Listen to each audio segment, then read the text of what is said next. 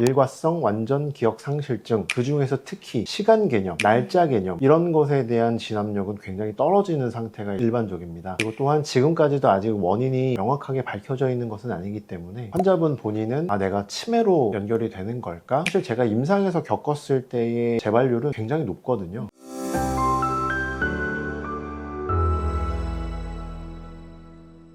안녕하세요. 예민한 임원장 유튜브 진행을 맡은 유특한 건강재기 선아실입니다. 여러분 혹시 주변에 멍하다가 우리 뭐 하려고 했지? 하고 기억을 못 하셔서 설명을 해주면 또 갑자기 멍하다가 우리 뭐 하려고 했지? 하는 이런 반복적인 상황 보신 적 있으신가요? 그런 분들을 보면 이 사람 치매인가? 걱정이 되실 수가 있는데 치매나 건망증이 없어도 이런 증상을 보일 수가 있다고 합니다. 원장님, 이런 묘한 질환 대체 무슨 질환인가요? 실제로 우리 임상에서 종종 만나게 되는 질환인데요. 이 질환의 이름은 일과성 완전 기억 상실증 TGA라고 부르는 질환입니다. 흔히 겪는 질환은 아니기는 한데요. 분명히 종종 있는 질환이고요. 이 질환은 본인이 기억을 잘 못한다는 사실에 굉장히 놀라서 오시기도 하지만 대부분은 그 주변 분들이 놀라셔서 그 환자분들 모시고 병원에 방문하시는 일들이 많습니다. 일과성 완전 기억 상실증, 이게 원인이 뭔가요? 사실 이 질환의 원인은 아직 명확하게 밝혀진 것은 없고요. 여러 가지를 우리가 추측을 하는 건데요. 가장 유력한 원인은 우리 뇌에는 기억 저장소가 있는데요. 그것을 우리가 해마라고 합니다. 해마 부위에 일시적으로 혈류가 멈추게 되어서 일시적으로 발생하는 기억 상실증이라고 우리는 생각을 하고 있습니다.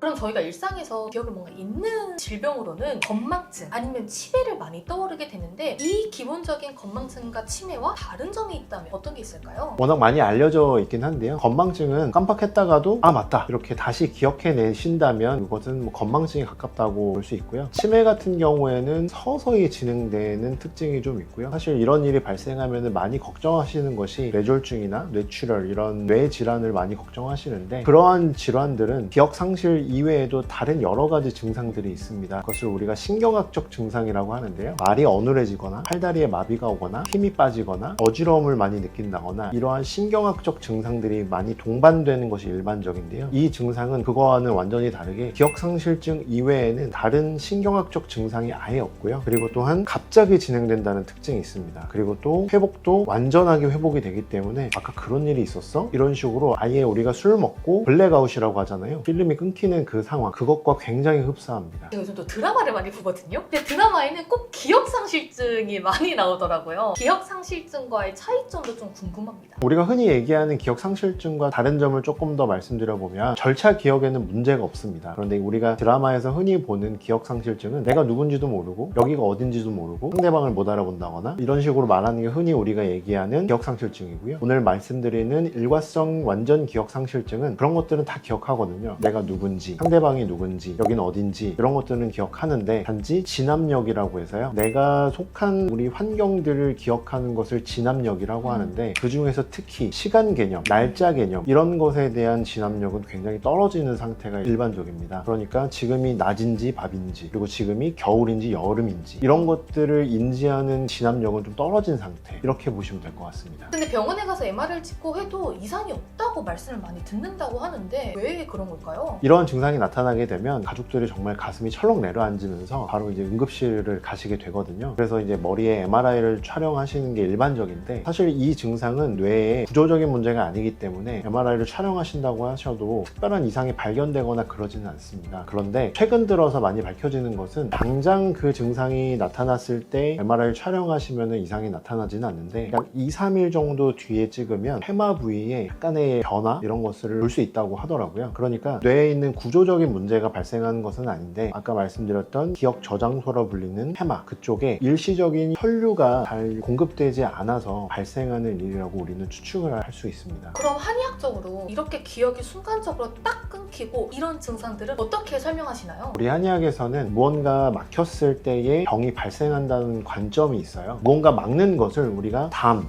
걸렸어 이렇게 이야기를 하잖아요. 그게 한의학적 용어인데요. 그 담이 생성되어서 어딘가 흐름을 막게 되면 질병이 나타난다라고 보는데요. 그래서 결국 우리 한의학에서는 우리가 흔히 말하는 그 담이 발생되어서 머리 쪽에 어딘가를 맞게 되어서 이러한 증상이 나타난다, 우리는 이렇게 바라볼 수 있습니다. 혹시 원장님, 이 질환으로 원장님을 찾아오셨던 사례가 있을까요? 이러한 증상이 발생하신 분들은 거의 대부분 신경외과나 양방병원을 가시기 때문에 저희 병원에 많이 찾아오시지는 않아요. 제가 이 질환에 대해서 굉장히 잘 알게 된 것은 바로 저희 가족 중에 한 분이 이 질환을 많이 겪으셨기 때문에 그렇습니다. 이 질환이 발생하는 그 순간에 계속 같이 있었거든요. 그래서 이 질환에 대해서 굉장히 공부를 많이 했고 직접 치료하기 위해서 정말 많이 노력을 했기 때문에 이 질환에 대해서 잘 알고 있다고 저는 생각을 합니다. 그러면 가까운 분이 해당 질환의 모습을 보이면 되게 당황스러우셨을 것 같은데 어떻게 치료 방향을 좀 설정하셨을까요? 이 질환의 원인을 밝히기 위해서 MRI도 촬영해봤고 여기저기 큰 병원도 다녀봤고 했는데, 당시에는 이 질환 자체를 아시는 의사 선생님도 많지 않으셨고요. 그리고 또한 지금까지도 아직 원인이 명확하게 밝혀져 있는 것은 아니기 때문에 여러 병원을 다녔지만 방법이 없더라고요. 그래서 저는 한의사기 때문에 한의학적으로 치료를 해보자 마음을 먹게 되었고, 한의학적 이론으로 봤을 때 불통직통이라는 개념이 있어요. 통하지 않으면 아프다, 이러한 개념이 있는데요. 결국 무언가 뇌의 흐름을 막아서 발생한 증상이라고 생각을 했을 때 그 무언가 막은 것을 우리는 담이 막았다, 우리가 이렇게 판단해 볼 수가 있거든요. 담은 바로 또 소화기관에서 만들어진다고 제가 저번 시간에 말씀을 드렸어요. 그래서 또 제가 환자분들을 많이 관찰해 본 결과 환자분들이 대부분 이 증상이 발생하기 전후로 소화가 잘 안 된다, 체한 것 같다, 이런 말씀들을 공통적으로 하셨었거든요. 그래서 이분이 소화기 쪽에 문제가 있다는 것을 또 관찰했고 소화기 쪽을 치료를 해드렸어요. 그 이후로는 저에게 오셨던 환자분들이 굉장히 오랫동안 그 증상이 재발하지 않았다라고 말씀을 해주셨고, 전에 자주 재발하던 것도 현저하게 재발이 안 되고 있었다, 이런 것을 많이 관찰해서 저는 이 부분을 소화기 쪽에서 발생한 담이 그 원인으로 보고 소화 문제를 우선적으로 치료하는 방향으로 접근을 하고 있습니다. 그러면 한의학적으로 소화기관을 치료하는 과정은 어떻게 되는지 좀 궁금합니다. 소화 문제의 치료는 바로 우리 한의학의 굉장한 강점이라고 자부를 하는데요. 한약 치료를 기본적으로 하게 되고요. 소화기 문제를 치료하는 좋은 약재들이 굉장히 많이 있는데 백출이나 상출, 인삼, 생강, 이러한 좋은 약재들이 굉장히 많이 있어요. 그래서 환자분의 상태에 따라서, 체질에 따라서 좋은 약재들을 선별해서 한약 치료를 기본으로 하고, 또 침치료나 약침 치료를 통해서 한약 치료의 보조요법으로도 많이 사용하고 있습니다. 그러면 어떤 상황에서 일가성 완전기억 상실증이 유발이 될까요? 여러 가설이 있는데요. 자주 이야기가 나오는 것은 발살바 반응이라고 하는데요. 우리가 화장실에서 대변을 볼 때 생각해 보시면 힘을 주잖아요. 그럴 때 복압이 증가하는 그런 반응을 발살바 반응이라고 얘기를 하는데, 그렇게 뭔가 압력이 증가할 때 유발된다, 이런 이야기도 있는데요. 제가 관찰했던 대부분의 환자분들은 정서적인 충격이 있을 때 이런 증상이 발생하는 것을 저는 많이 관찰했거든요. 논문이나 이런 연구 결과들을 보면 갑자기 차가운 물에 들어갔을 때, 그러니까 갑작스러운 온도 변화, 이런 것들도 유발 요인이 된다라고 이야기를 하는데, 다시 보면은 결국에는 충격이거든요. 그러니까 어떤 정서적인 충격이 왔을 때 방어기제처럼 그러한 충격을 더 이상 오지 못하도록 스위치를 내려버리는 그런 느낌이거든요. 주된 원인을 정서적인 충격으로 저는 보고 있습니다. 그러면 해당 질환을 가지신 분들이 일상에서 하는 행동 중에 원인이 되는 부분들이 좀 있을까요? 방금 전에 말씀드렸던 것과 좀 일맥상통하는데요. 결국 스트레스 관리를 평소에 못하신 분들, 스스로의 몸에 스트레스 상황을 부여하시는 분들, 이런 습관들이 바로 이 증상을 유발한다라고 저는 봅니다. 그래서 스트레스를 받는 상황이면은 반드시 그것을 해소하는 방법을 알고 계셔야 됩니다. 근데 일과성 완전기억 상실증이 다음날에는 기억이 돌아온다라는 표현을 봤는데요. 그러면 어머, 내가 어제 그런 일을 했었구나 라고 기억이 완전히 다 돌아오는 건가요? 그것은 아니고요. 환자분께서 같은 질문을 반복하는 그 구간이 있어요. 기억이 상실된 구간이 있는데, 다음날에 환자분이 정상으로 돌아온다는 것은 기억 상실증이 발생한 그 시점을 제외한 나머지 부분은 다 정상으로 돌아온다는 뜻입니다. 그래서 환자분은 본인이 계속 같은 말을 반복했었다는 사실조차 기억을 못 하시는 분들이 대부분이에요. 제가 관찰해 본 결과는 대부분은 잠을 자고 나면은 돌아오시더라고요. 꼭 다음날 뿐이 아니더라도 잠깐이라도 낮잠을 주무신다거나 그게 짧은 수면일지라도 바로 돌아오시더라고요. 근데 이렇게 쭉 들어보니까 이런 증상이 일상에서 있던 걸 느끼게 되면 너무 두려울 것 같아요. 이게 머리, 뇌와 연결이 되다 보니까 잔류신경과도 좀 연관이 있을 것 같은데 어떻게 보실까요? 사실 이 증상이 발생하면 굉장히 공포스럽거든요. 환자분 본인은 내가 치매로 연결이 되는 걸까? 또 언제 어떻게 발생할지 모르기 때문에 그 막연한 불안감이 있고요. 또 주변 가족들은 아까 말씀드렸듯이 정말 무너져 내리는 가슴 때문에 정말 힘든 시간을 보낼 수 있는데, 연구 결과에 따르면 재발률은 5%에서 15% 정도라고 나와 있기는 해요. 재발률이 높지는 않은데 사실 제가 임상에서 겪었을 때의 재발률은 굉장히 높거든요. 단지 그 시간이 좀 길 뿐이고요. 한 번만 발생했던 분은 저한테 찾아오지는 않으셨을 것 같아요. 짧으면 몇 개월 만에 또 재발하신 분도 계시고요. 길면은 몇 년 만에 재발하시는 분도 계세요. 재발률이 생각보다 낮은 질환은 아니라고 생각을 하거든요. 아까 말씀드렸던 것처럼 이 질환의 원인은 저는 정서적인 스트레스가 굉장히 큰 요인이라고 저는 생각을 하는데요. 결국 스트레스를 받는다는 것은 우리 자율신경계랑도 굉장히 연관이 되거든요. 자율신경계는 우리의 스트레스를 다루는 신경계입니다. 스트레스를 받으면 교감신경이 먼저 활발해지고 그 다음에 부교감신경이 활발해지면서 항진된 교감신경을 잠재워주고 회복을 하는 이 단계가 반복이 되어야 하는데, 이 과정이 깨진 분들이 바로 이 증상을 겪는다는 공통점이 있어요. 일가성 완전 기억 상실증을 겪는 분들은 제가 관찰했던 환자분들은 모두 다 자율신경 실조증을 또 가지고 계셨습니다. 이 자율신경 실조증을 치료함으로써 우리 몸이 스트레스에 좀 더 잘 대응할 수 있는 상태가 되었을 때, 그럴 때 정말 우리가 이 증상으로부터 벗어날 수 있다, 이렇게 생각을 합니다. 그러면 이러한 질환으로 힘들어하시는 분들에게 한마디 부탁드리겠습니다. 이 증상을 한 번이라도 겪어보신다면 굉장히 공포스럽기도 하시고 불안하기도 하실 거예요. 특히나 그 증상을 지켜보신 가족분들은 정말 가슴이 무너져 내리셨을 텐데요. 너무 걱정하지 마시고, 그렇지만 기억 상실이 발생한다는 것 자체는 좋은 일은 아니기 때문에 반복돼서는 안 됩니다. 이 증상은 정말 스트레스 관리가 중요하다라고 저는 생각을 하는데요. 스트레스 관리에도 우리 한의학이 정말 좋은 역할을 할 때가 많습니다. 그래서 너무 불안해하지 마시고, 이 증상을 전문으로 하는 한의원이 있다면 꼭 방문해 보셔서 상담을 받아보시길 추천드리겠습니다. 만병의 근원은 스트레스다라는 말들을 이렇게 뭔가 다양한 컨텐츠를 통해서 더 느껴보는 것 같은데요. 여러분, 일상을 무던히 보내는 힘을 기르시는 게 건강한 하루하루를 만드는 데 큰 도움이 될 것 같습니다. 혹시 혼자서 하시기 힘드시다면 가까운 한의원에 들려서 한약과 다양한 치료를 통해 무던한 일상을 지켜나가시길 바라겠습니다. 그럼 추가적으로 궁금하신 사항 있으면 댓글 남겨주세요. 저희가 자세한 답변 남겨드리도록 하겠습니다. 다음에는 더 유익하고 좋은 컨텐츠로 찾아오겠습니다. 좋아요, 구독, 알림 설정까지 부탁드릴게요. 감사합니다.